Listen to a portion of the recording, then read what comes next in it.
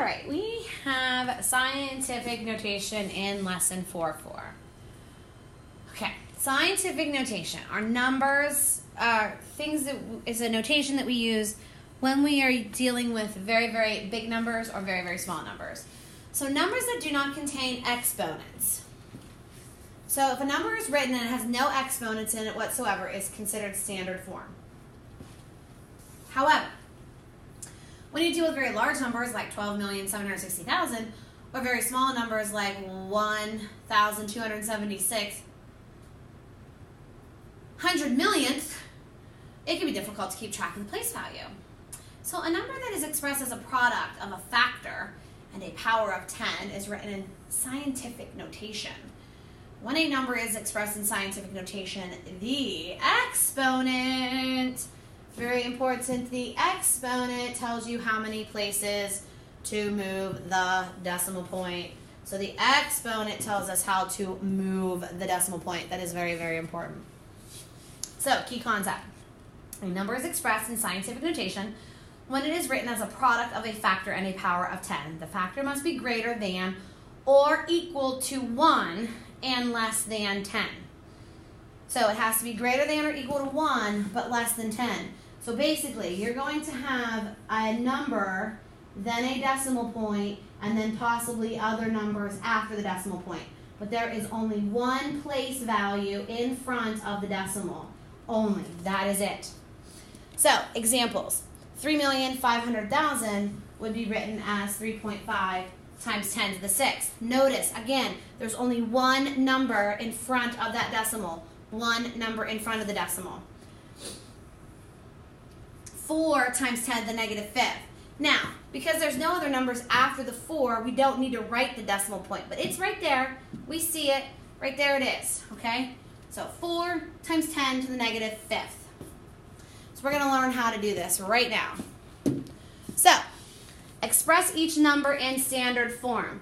So standard form, again, is actually figuring out the problem. So going through and figuring out, well, what if I did 4 times 10 to the second? So we know that we have 4. And we know that the exponent tells us how to move the decimal. So first of all, where's the decimal? Right after the 4. There it is.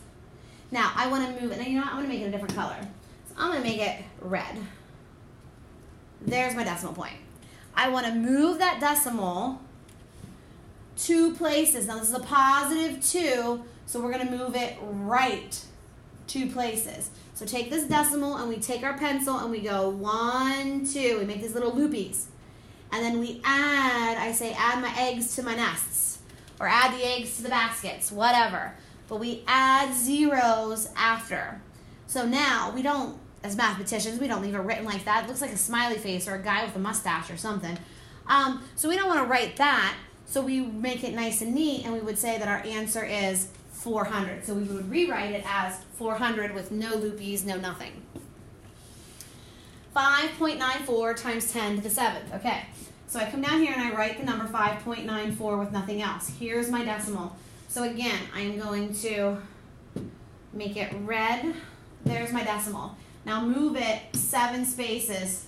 It's positive 7, so we're going to go 7 to the right because it's positive. So we take our decimal and we move it 1, 2, 3, 4, 5, 6, 7. We stop right there. Everywhere there's a basket, we fill it with an egg or a 0. And then we come back and we rewrite our number nice and neatly. So go back and rewrite it nice and neatly. And you should end up with 59,400,000. Please make sure that we are putting our commas in the correct spaces. So again, this is what I would be looking for as a final answer, 400, 59,400,000. 1.3 times 10 to the negative 3. So we bring down the 1.3, there it is. Now, the exponent this time is negative 3. Negative means left 3 places. So here's my decimal in red again. Move it 3 to the left. 1, 2, 3. There's my decimal point. Fill in with zeros. And know that I have to have a 0 in front of the decimal So 0.0013 is how we would rewrite our answer. So 0.0013. Write in scientific notation. Remember, I can only have one number in front of the decimal. One number only. So if 900 is my number, I can't have 900 in front of the decimal. I can't have this. So if I put the decimal there, I can't have 900. I can't put the decimal after that one, 90. I have to put the decimal after the 9, so it's 9 in front of the decimal place. So 9. So here's where my decimal point is going. Now, where was the decimal? Here at the end. What did I do? I want to go from where I want it to where I was. So I'm going to start from where I want my decimal and move it. 1, 2 places. Which direction did I go? I went 2 places to the right. So 9 times 10, it has to be. So again, we're going to go back to this x, which is fine for now because that's scientific notation. That's how we write it. So 9 times and then 10. 10 to the power of 2 because that's how many places we moved it. So 18,900. Again, I can't put the decimal. I have to put the decimal so there's only one digit in front of it. So I can't put the decimal there or there or there or there. So none of that's going to work. The only place it's going to work is right there after the 1. So I come down here and I write 1.89. I don't need these zeros then because they're after the decimal. If they were in front of the decimal, yes. After, no. So I know I have to multiply by 10. Times 10 to the what? Here is where my decimal is now going to be. Where was it? At the end of the number, I moved it 1, 2, 3, 4 places to the right. Therefore, I'm going to have a power of 4. So 10 to the 4th power. Okay, so now people say, well, here, I have a decimal right here, and there's a 0 in front of it. Well, yes, you're right, but it has to be a number other than 0. So it has to be like a 1, a 2, a 3, a 4, and so on. So I gotta move this decimal. So I'm looking here. Keep going. Nope, nope, nope. Oh, right there between the 6 and the 4. So 6.4 times 10. Now, again, here is where my decimal needs to be. I need it between the 6 and the 4.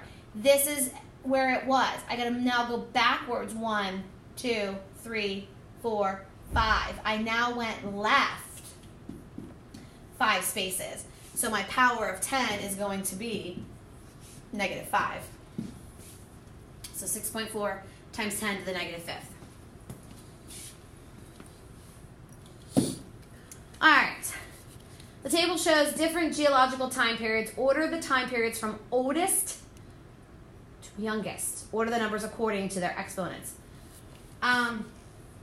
So the first thing we want oldest to youngest. So the oldest would be the higher exponent. So if we're looking at the higher exponent, then I need to look at these 3 right here marked. Let me use a different highlighter here. Let's use purple.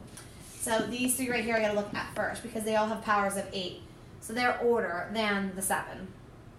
Now within there I have to look at the numbers inside. So 2.08, 4.38, 2.45. Who's bigger? 4.38. So order the numbers according to their exponents. So 4.38 times 10, or actually, you know what? We can write it like this. Because they have names, we can just say, this is the Silurian period, time period. Okay, so that's the oldest. Then, so we got rid of that one. So now, 2.45 or 2.08, who's older? The Triassic is. So Triassic is the next oldest. So we got rid of that one. So then we have the Jurassic. And then the last one is the Tertiary, or Tertiary, whatever. So there we've ordered them from oldest. Order the numbers with the same exponent by comparing the factors, which is what we just kind of did. So I did step 1, step 2. And let's just double check our work here to make sure we did it correctly. So the time periods from oldest to youngest are Silurian, Triassic, Jurassic, and Tertiary. Done.